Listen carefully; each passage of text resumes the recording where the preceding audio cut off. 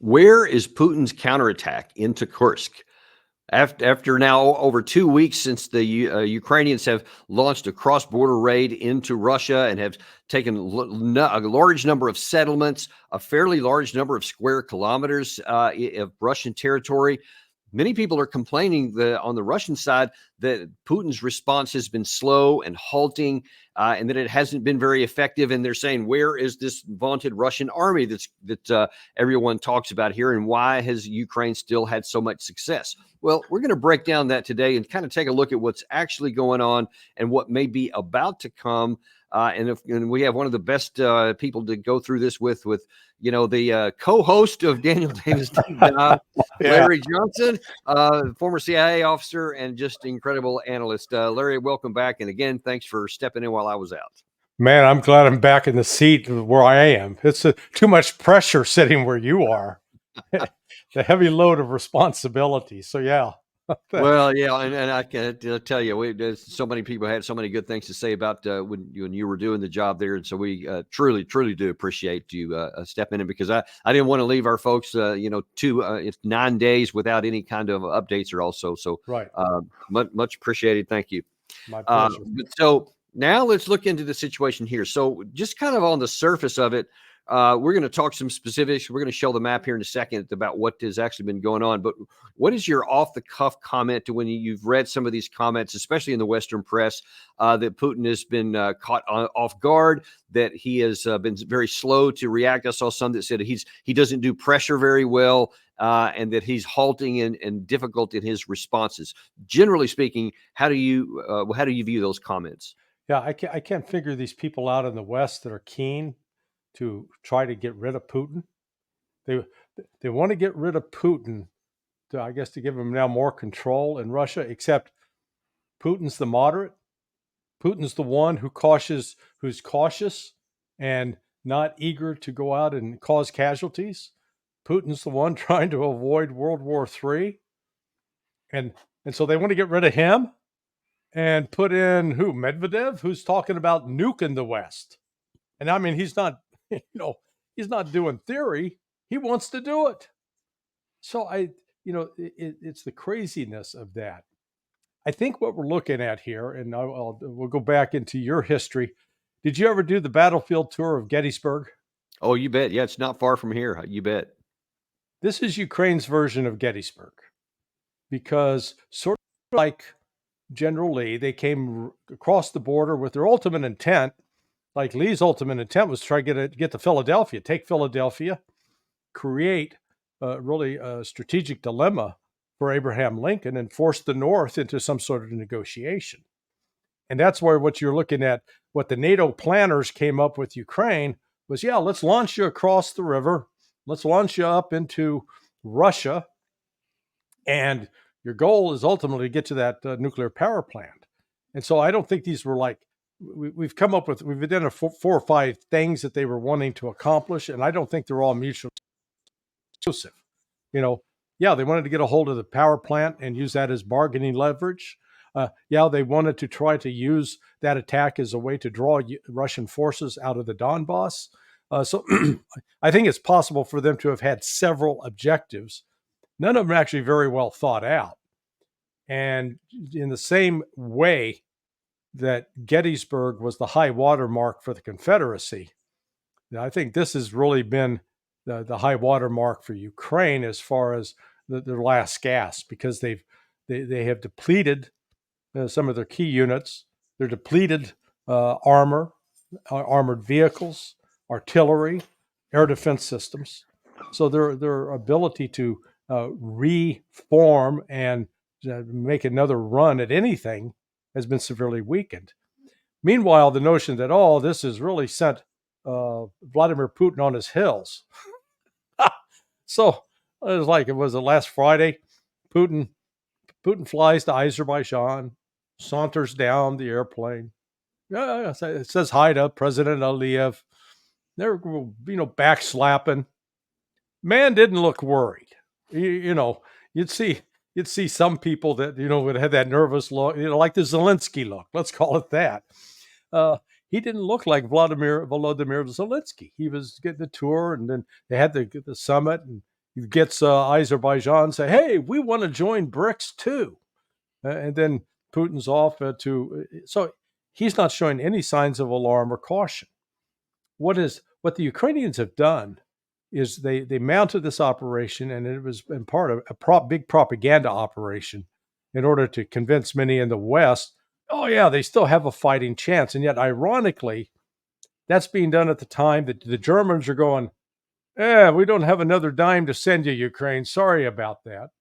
That the UK, who's been the most stalwart, and some would argue the leading instigator of all this crap, they're on the outs with Zelensky. Zelensky's miffed at him, calling him names, and so it's like, marriage counselor, please, to aisle 5. We need to get these folks hugging and kissing again. So at the very time that you would need unity and a unity of effort in terms of money, material, training, it's going the opposite direction. And now, funny you say it's going the opposite direction, because not everybody agrees with you on that. And I wonder if you think this analyst here, watch this analyst give his view of what's happening right now. If they say they've brought them down, they probably have. Of course, they've got to fall somewhere, and the chances are they will have done some damage, although there are no deaths reported. But from the Ukrainian point of view, they have the effect in Moscow of closing... Trying to cut through the propaganda facade and get the message across to the Russian people that they are, in fact, at war. And that propaganda machine is really in full swing at the moment now, more than 2 weeks into the Ukrainian incursion in Kursk, because the Russian media, and taking their cue from the Russian authorities, really attempt to prove to the people that this is an isolated incident and a terror attack. And look, this is what you're seeing from the Ukrainian military. They are also doing their own messaging, really trying to show that they have the initiative in the Kursk region and are hitting very hard back at Russia's resistance, which really 2 weeks in is only really starting to take shape. So you see the kind of the view in the West is that that this is working and that it's sending a message to the Russian people. And I wanted to specifically ask you about that. And in fact, Gary, if I could real quick get you to replay the one by Clark, because that one has some additional information I want to discuss. If they say they've brought them down, they probably have. Of course, they've got to fall somewhere, and the chances are they will have done some damage, although there are no deaths reported. But from the Ukrainian point of view, they have the effect in Moscow of closing the airport. And that, again, for a while, and that brings home to the Russian people that this is war. You can't insulate yourself from this. And that's the message that the Ukrainians are trying to send out. They know most of these drones won't get through, but if one or two get through, they score the point. And they inconvenience ordinary Russians in Moscow who pretend this isn't really happening. So that was Clark talking today about the drone attack on Moscow, which didn't hit anything. And the CNN expert was talking about how that this is the Kursk invasion is bringing home to Russia the cost of war, that it's real, implying that it's going to make Russians go, oh, shoot, this is real. Man, we better sue for peace or something like that. What do you think that the message that is received on the Russian side, as opposed to the one that's projected by the Western side? What the West has failed to appreciate and understand is they've sent a very clear message to Russia that the Nazis have again invaded Russia. 80 years after the Russians defeated them. And let's be clear, it was primarily the Russians that defeated the Nazis, not the United States and Great Britain. We played a role, absolutely. But they fought the bulk of the Nazi army, and they're the ones that took Berlin. And now here they've got, again, guys wearing German swastikas, guys wearing actual German military helmets in Russian territory. So what this has done with the Russian people is enraged them, because they march every May, the March of the Immortals, where they're carrying the pictures of it's now grandfathers and great-grandfathers and grandmothers and great-grandmothers who died in the Great Patriotic War. 16 at a minimum, 16 out of every 100 Russians had a relative that died in that war. And when you compare the numbers, the number of Americans who died in World War II in both Europe and the Pacific, it was less than 1 out of 100. Less than 1 out of 100. That's why we don't remember. They remember. And they view this not as even simply a terrorist attack, that this was planned by NATO, this was encouraged by NATO, this was funded by NATO, this was armed by NATO, and NATO is now going to pay a price. That's why Now, you've seen. Go ahead. Yeah, I was going to say toward that end, you have Zelensky himself in the Western media has basically apologized because this was not coordinated with the West, that he did this on his own. He was kind of a loose cannon, which has some plausibility, but Lavrov doesn't quite view it that way. Всем прекрасно понятно, что никогда Зеленский не решился бы на это, а это, безусловно, Зеленского решение. Как он сейчас хвалится, что создает буферную зону, наносит ущерб российскому государству. Никогда бы он на это не решился, если бы ему не поручили Соединенные Штаты Америки. Так же, как Соединенные Штаты Америки, теперь уже ни у кого сомнений нет, стоят за взрывами северных потоков, которые взрывы оставили Европу без дешевого российского топлива и, соответственно, без устойчивой основы экономического развития. So what is the significance of that? And for the moment, let's say that it's we don't know for sure. It could have been Zelensky, it could have been the United States, whatever. But that actually doesn't matter. If this is what Russia believes, then that's what they're going to act on. So what is the significance of Lavrov saying the U.S. was behind it? What can we expect as a result? So there's now no hope for any kind of negotiated settlement. The only settlement will be unconditional surrender. So they're not going to negotiate, because remember, we've seen the position of Russia evolve over the last 2.5 years. And in March of 2022, they were actually at that point willing to withdraw Russian forces from the Donbass, from the Donetsk and Luhansk. They were not even at that time talking about keeping Kherson and Zaporizhia. So they were going to withdraw completely as long as they had the guarantee that Ukraine was not going to expand, join NATO, and that the threat from the West would subside. The United States and Britain sabotaged that agreement. So the last proposal the Russians put on the table was, okay, Ukrainians, you pull out of these areas right now where we're fighting, and then we'll sit down and talk and see what we can come up to as an agreement. Oh no, that was a non-starter now. Well, Russia's position now is, okay, we're going to destroy you. And that's what they're going to do. Up to this point, people say, well, what's the difference between a special military operation and a war?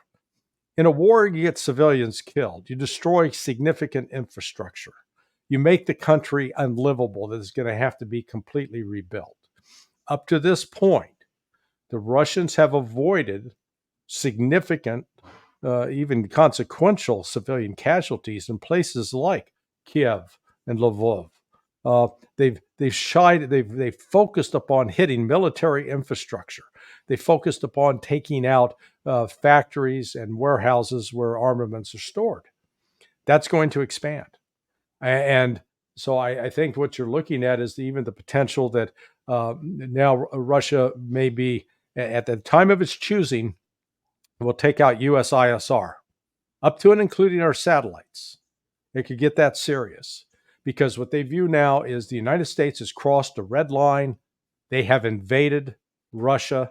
Russia's not going to step back and go, oh, no big deal, no harm, no foul. No, we're past that. So then the question is going to be kind of what now? So I'm going to circle back a second to go to your comment about what the last offer on the table was, which I want to say it was either the 5th or 6th of June, right, or made that. I want to get there in a second, but I want to stick with the moment with the Kursk and what the Ukrainian side, what they hope to accomplish. Now, I'm going to show you what Zelensky said. I think it was earlier today, maybe it was yesterday. But first of all, I want to look at, there's a number of claims from the Ukraine and even the Western side of what their objectives were with this incursion into Kursk. One, they said that it would cause Russia to have to redeploy troops from the Donbass. One was to give a favorable negotiating to the Ukraine side over Russia. Another one was to bring the war home to Russian people, to make them see that it's real. Or even to say, hey, it's just to raise Ukraine morale. Those are, again, not all mutually exclusive, and some portion could have been true of all of them. But so we're now, I think, a little over 2 weeks into this incursion. Here's what Zelensky said about the progress. There was a report from Commander-in-Chief Syrskyi. The front line defense in the Pokrovsk and Toretsk directions. The situation is difficult, but our guys are doing everything to eliminate the occupier. The commander-in-chief also reported on the updates in the Kursk direction. We are achieving our set goals. So he says in the Kursk direction, we're achieving our set goals and we're holding in the east in the Pokrovsk and the Toretsk direction, which we talked about a second ago. How much of what he said is true? And none of it. I mean, the man's a liar. What we're witnessing right now in the Donbass, and it's primarily in Donetsk, and this area of Pokrovsk is really a critical logistics hub. And the discussion is that because it's a center where all the railroad lines come in and go out, in some ways it sounds a little bit like Bastogne during the Battle of the Bulge, where all of these key roads converged. And even though it was a small town and, most people hadn't even heard of it before, nonetheless, because of that, the transportation hub that it provides, it's critical. And when that goes, the ability of Ukraine then to resupply other units that are If you could bring that full screen map up while he's talking, that'd be great. Yeah, that are dependent upon supplies coming out of there, then that leaves them without food, without ammunition. And then it's just a matter of the Russians mopping it up pretty quickly. So, he's ignoring that. And what we're seeing there is the Russians, when we were talking, say, in February, the Russians might have been making, say, 100 meters, 500 meters progress a week in some areas. It's very slow, very grinding. Good Lord, they're doing 3 to 5 kilometers a day now in certain areas. They're moving very fast. Ukraine is crumbling very fast. And what they did by launching this operation in Kursk was they actually took away critical reserves and critical units that were helping stymie the Russians to an extent and moved them up north. So now all of a sudden you've weakened your lines and there's no there. And so the Russians are pressing on through that. Meanwhile, in Kursk, the Ukrainians talk about they control 1,000 square kilometers. Nonsense. They don't even control it because they have no way now of resupplying these guys that are up there. Russia's got fire control over the roads that come out of Ukraine that would go into the different facilities or cities and villages where some of these Ukrainians are holed up. And the images that are now, the videos are starting to appear online on the Telegram channel in particular. Initially, the Ukrainians had all these images of all these Russian border police surrendering and civilians being put in the back of trucks. And you had these Ukrainian troops going, yeah! Hey, and then, they photographed themselves. Yeah. They did the TikTok thing. Now they got photographs of those guys wearing a lot of duct tape with their hands duct taped together. And they got bandages on their heads because they've been caught. Guys who were looting stores, they got one guy sitting at the store and he's just taking all these products and tossing them on the floor, just trashing it. And he's now not so jubilant because the Russians caught him. And they're capturing more every day. Right now, the estimated size of this original force was about 12,000. The Russians claim to have killed 4,400. So you're almost at 40% casualties. Well, KIA. And when we add in wounded in action, you're probably at 40 to 50%. So it's not sustainable. And just, Pickett's charge. Let's go back to Gettysburg. Pickett's charge, yay, run into the cannon fodder. And, that's what they ended up being, cannon fodder. So, one other thing, Danny, note that the Russians put out the message today. Any of these foreign mercenaries who are captured, they're not going to be available to be switched for prisoner exchange. No. They're being treated as foreign spies. They're in a completely different ballgame. Yeah, that's a scary thing. Gary, can you bring up the Kursk map again? I want to take a look at that here. So now, when you just look at this in I guess nominal terms, it is several hundred square kilometers, so it is a lot of space here. And given that this is over 2 weeks now, some have suggested that, hey, where is the Russian response? Because why haven't they cauterized this wound? Why haven't they brought formations in? If they had allegedly a couple 100,000 troops that were not in contact, why have they not swept in to bring them out? What do you say to those charges? Is there any legitimate to them? No, I mean, show me the logistics lines of the Ukrainians resupplying their forces. You can't. It's not happening. What has happened is the Russians have deployed the units. They're basically trapping these Ukrainian formations. They're not operating in as regiments or even as battalions. It's more like small unit tactics, and they're scattered. These are not large cities at all. These are very small cities and villages. And so they're holed up inside these, and they've taken, in some cases, they have taken Russians hostages, which is why the Russians talk about treating this as a counterterrorism operation. But the Russians are taking their time mopping them up. They're in no hurry. There's I don't know why the West keeps trying to impose a clock on them that if they don't meet the Western standard for accomplishment, that it is a failure. The reality is, are the Ukrainians killing more Russians than the Russians are killing Ukrainians? And the answer to that is no. And how can when the Russians are hitting them with air power, the Russians with both fixed wing and rotary wing, they're hitting them with artillery, they're hitting them with mortars, and they're hitting them with unit ambushes. Yeah. So I guess when you look at it over and over, it really depends on your method of war. Now, you touched on something there a second ago that I want to go into a little bit more, which is that Russia's been saying they view this as a terrorist attack. And words matter to the Russians, and sometimes I think they get lost on the Western audiences. For example, there's always been this kind of eye rolling that why the Russians call this a special military operation as opposed to a war, because to us it doesn't make any difference, but maybe to them it does. Well, I want you to first of all listen to what Putin says about how he views this incursion into Kursk, and then we'll talk about it on the backside. Watch this. Our enemy is different, not like us, although they are human in their appearance, but we know very well that some people outside Russia not only tried to justify what the terrorists had done, but they even provided them with assistance, informational, military and informational. When I'm talking about the moral side of the question, these people have no morality. Now, he chose to make those comments and some others similar in a separate interview in Beslan, which I think was on the 20th anniversary of a huge terrorist attack that killed a bunch of school kids a long time ago. And that wasn't just by coincidence, I'm sure, that he designed it. What does it mean when you hear Russia say that this is a terrorist strike as opposed to a military attack into Russia? Because it was an attack on civilians. There was no military target there. It's not like there was a military base with, say, a battalion, a regiment, or even a brigade. No, none of that.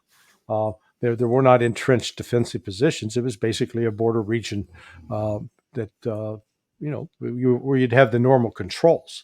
But what happened here is the Ukrainians attacked, and they were taking civilians hostages. And so that's why the Russians are calling this, quote, a terrorist operation. Despite accusations over the last 2.5 years that the Russians are terrorizing Ukrainian civilians, it's a provable lie, because you would otherwise see the airwaves and the internet flooded with videos of the Russians abusing the civilians. Instead, what you have are video after video of Ukrainians, of officers beating unwilling conscripts and forcing them into vehicles. If you remember, early in the first 6 months of the war, they would grab somebody who was considered either pro-Russian or who was considered not willing to join, and they would tape them, physically tape them with transparent tape that strip them naked and tape them to a light pole. So, like I'm saying, this stuff shows up on social media. That we live at least despite the attempts of legacy media to control and hide information, the beauty of the internet still is there is social media. You cannot quash this stuff. And so what we're not seeing are the attacks by the Russians where they're killing lots of Ukrainian civilians. Not the case. That may change now. But what has happened is the Ukrainians committed this terrorist assault just in the same way that back in, what was that, September 2003? It was like the first or second day of school in Beslan. Yeah. And these Chechen extremists, they were Muslims, but they had external support. And the question is, was the West helping fund it? They went in and they ended up killing 600 hostages, a lot of them children. Yeah. And it was a massive counterterrorism response by them. But again, the Russians didn't curl up into a fetal position and start crying. They took care of business. It took them from there another 6 years to defeat the Chechen insurgency. And now today, you have Chechen battalions standing at the lead of the Russian army, like Abdi Aludinov. Yeah.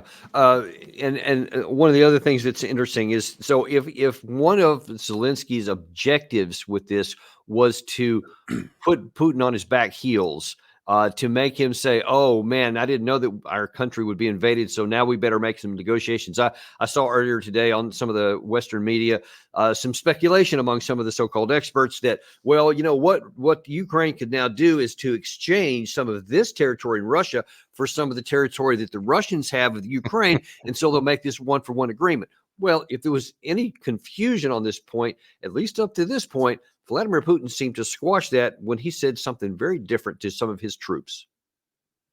Пока у нас есть такие мужчины, мы точно совершенно, абсолютно непобедимы. Я желаю вам удачи. So that was at the occasion where he's visiting some of his highly trained Spetsnaz soldiers. Yeah. And so he is unequivocally saying there is no negotiation. We are definitely winning. And then earlier today, Medvedev put out this tweet to where he said that we're going to victory. He said this is a terrorist attack, again, using that term, in the Kursk region. We have made things, the West has made things much worse for Ukraine, which is still under their charge. And now there will be much more pointless spending and a radically high number of caskets. No negotiations until the enemy is completely destroyed. Yeah. So if the objective was to force Russia into a position where they would make a negotiating position, it seems that they have caused the exact opposite, that now Russia won't even negotiate. Yeah. And notice in that when Putin's making that speech, so he's in Chechnya, and standing over his right shoulder, the guy with the beard is Ramzan Kadyrov. These are the guys that they've saw. When they captured Mariupol back in May of 2021, they're the ones going into battle saying Allahu Akbar. So you've got some hardcore Muslims, but they are still view themselves as Russian nationalists. And there's Kadyrov with showing Putin the weapons. And these guys are some fearsome fighters, and they're the ones. There's at least a brigade of them that have been deployed into Kursk. This is bad. Bad news for the Ukrainians, because these guys are some serious fighters. They are fearsome. They know no fear, and they are not. I don't want to say brutal, but they are tough and efficient. They'll kill you. They give you a chance to surrender, but if you don't surrender, they'll kill you, and they won't hesitate a moment. Now, you mentioned earlier Putin's last offer of a negotiated settlement. Before we talk about it further, I want to show some of our viewers exactly what he did say back then. Gary, if you can roll that. The essence of our proposal is not some kind of temporary truce or suspension of fire, as, for example, the West wants. This is not about freezing the conflict, but about its final completion. And I will say again, as soon as Kiev agrees to a similar course of events proposed today, agrees to the complete withdrawal of its troops from the DPR and LPR in the Zaporozhye and Kherson regions, and really begins this process, we are ready to begin negotiations without delaying them. I repeat, this is our principled position. neutral, non-aligned, nuclear-free status of Ukraine, its demilitarization and denazification. Now, I remember commenting at the time on our show that in comparison, and you kind of alluded to this as well, in comparison to the April 2022 Istanbul offer, this one was less generous to the Ukraine side. But as has been going all the way, really since, I mean, you could go all the way back to Minsk in 2015 if you wanted to, but even if you started in December 2021, before the war kicked off, every time Putin offered something, it was worse and worse for the Ukraine side, but they never wanted to accept it.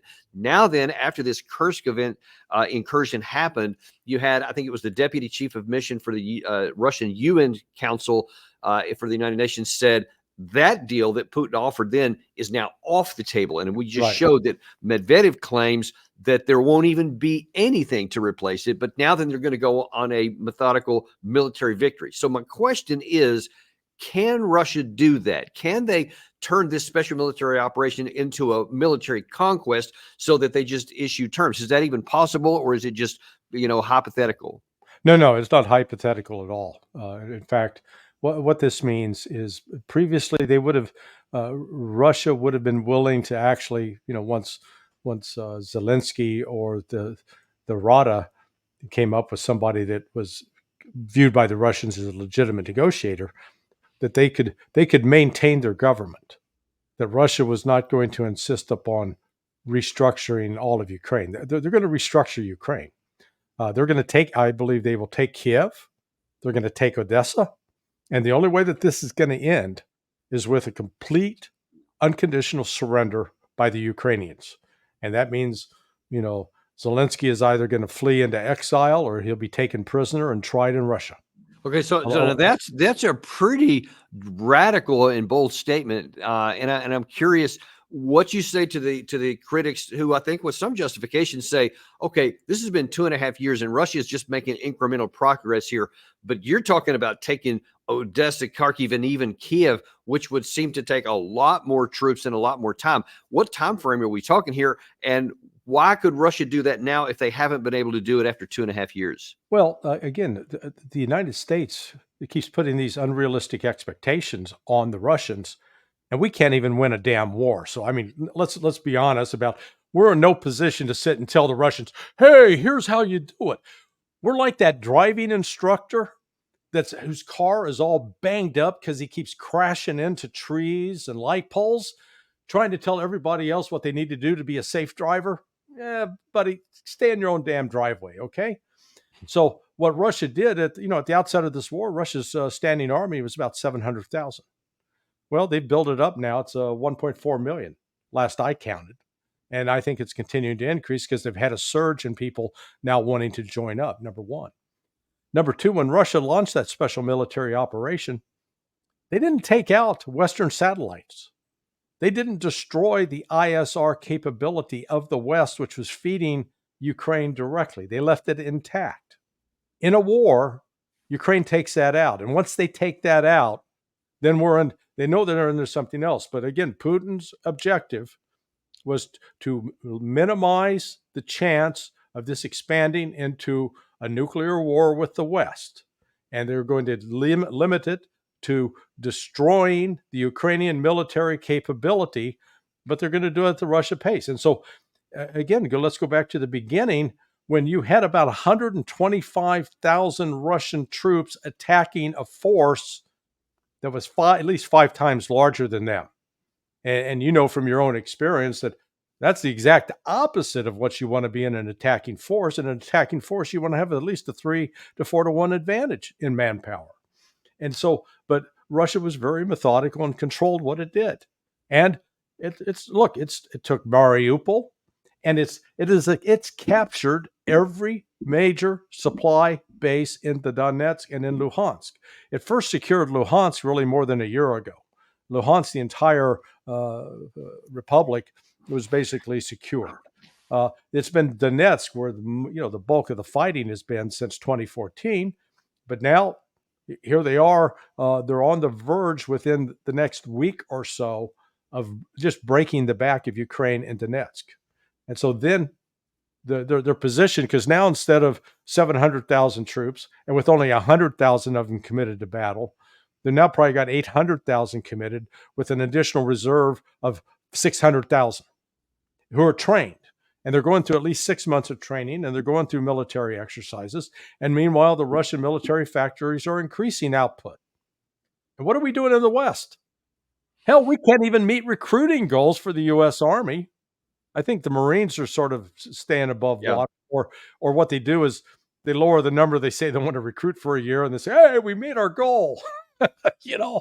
Instead of making you do 50 push-ups, I'm saying, "Hey, can you do 10 and just have to be on your knees when you do them?" Oh yeah, look what I pumped out. Gary, if you could put the Kursk map back up again, I want to take a look at that. So this is, and you talked about this a little bit at the beginning.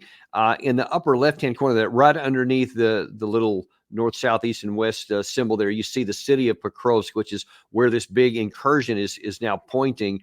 And these green circles on this map represent where some of the bigger fighting and the advances that the Russians are making are, and the yellow area there represents the most recent gains, but it's continuing to pick up pace.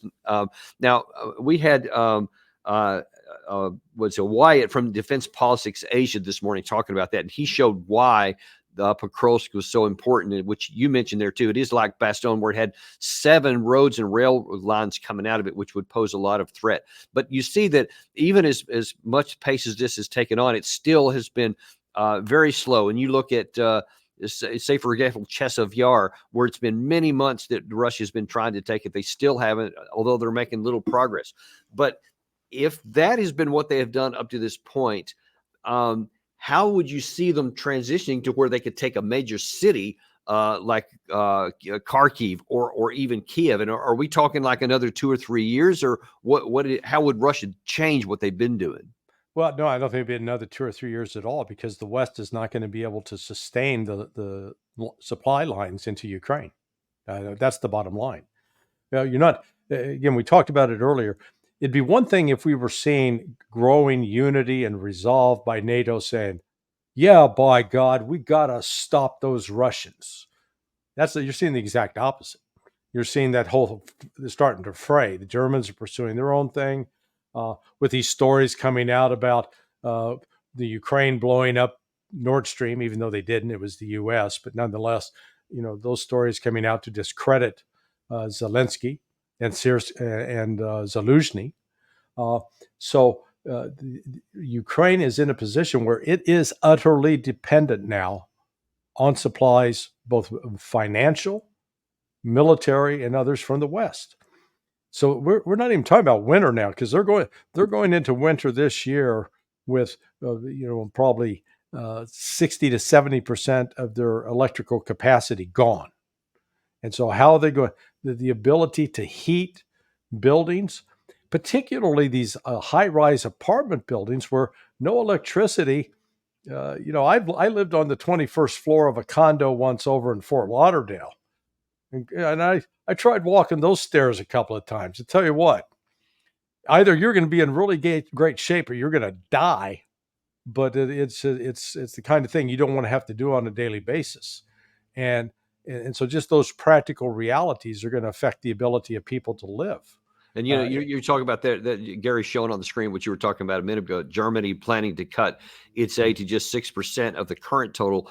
Regardless of who wins the U.S. presidency here in November, I'm not sure that the resulting Congress is going to be very eager to start ponying up, $100 billion a year into perpetuity.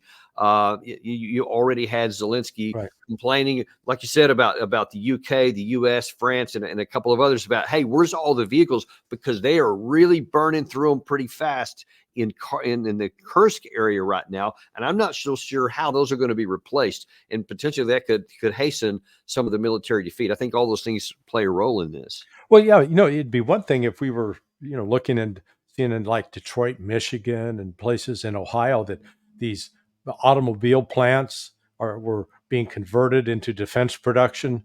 If we were seeing, instead of electric vehicles rolling off the line, we were seeing new tanks, we were seeing new Bradleys, we were seeing updated equipment. We're not seeing that. But what we're seeing is the United States struggling to produce some of this military equipment, and then to add to make it even more complicated and difficult, China last week before last, announced, hey, this one metal, antimony, we're no longer exporting that to the United States. We say, so what? Well, it's a critical alloy in the production of a lot of U.S. military equipment. So now all of a sudden we got to go find some other supply for it. And on top of it, there are other critical elements in production of U.S. weapons that are entirely produced in China.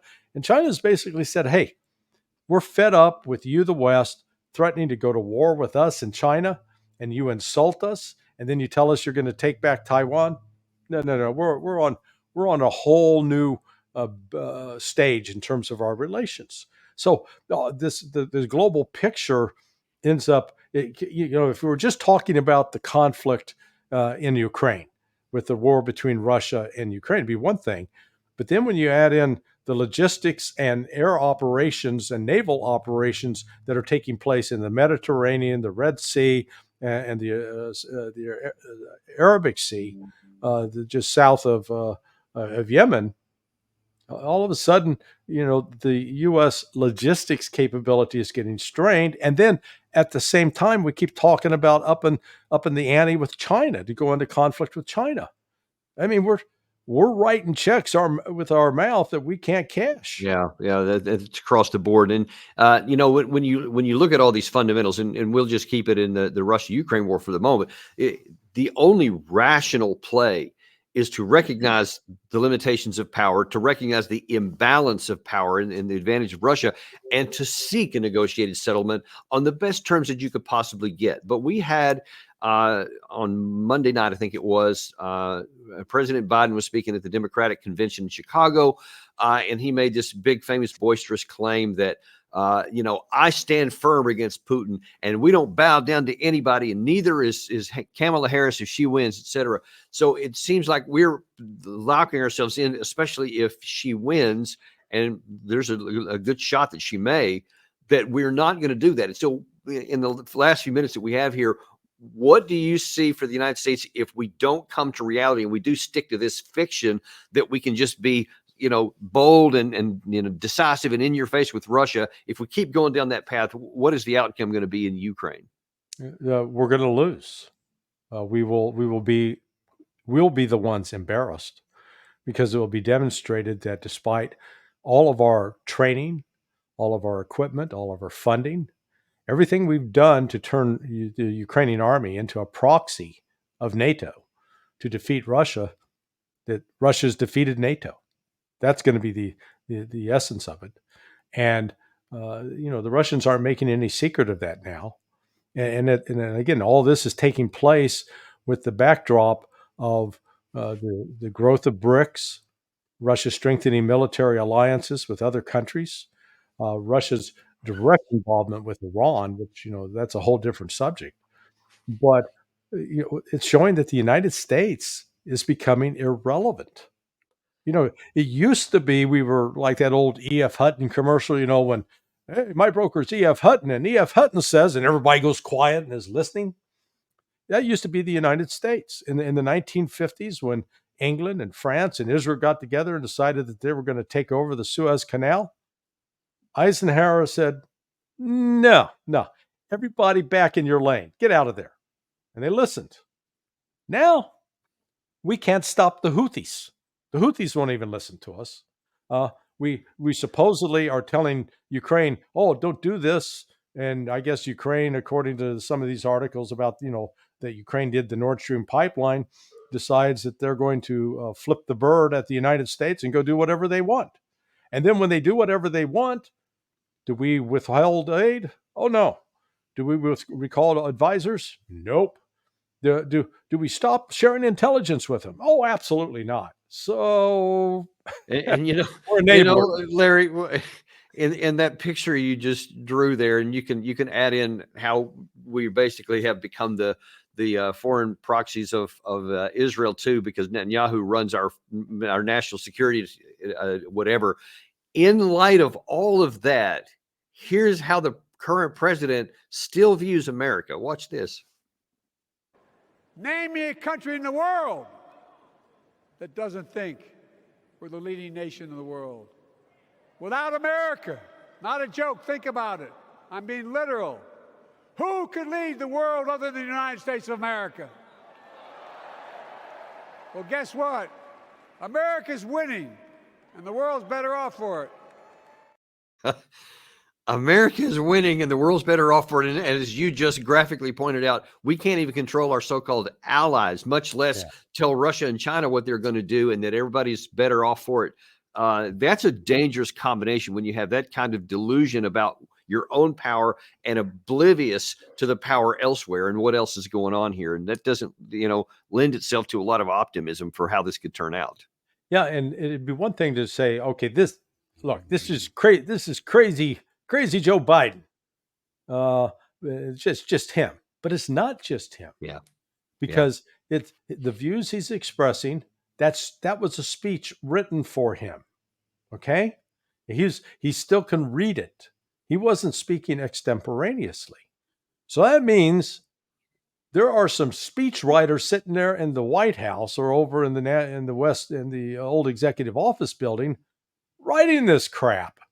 And it's not like some speechwriter gets there and is sitting by himself or herself and goes, well, I'm going to write some really bizarre nonsense today, and then just hands it to Biden. Oh, no. It goes through levels of review, up to and including Jake Sullivan, the National Security Advisor, who reads and signs off on that. So when you got the National Security Advisor indulging in complete delusional crap, it shows you we're in a real dangerous position. Yeah. Because the Russians ain't playing.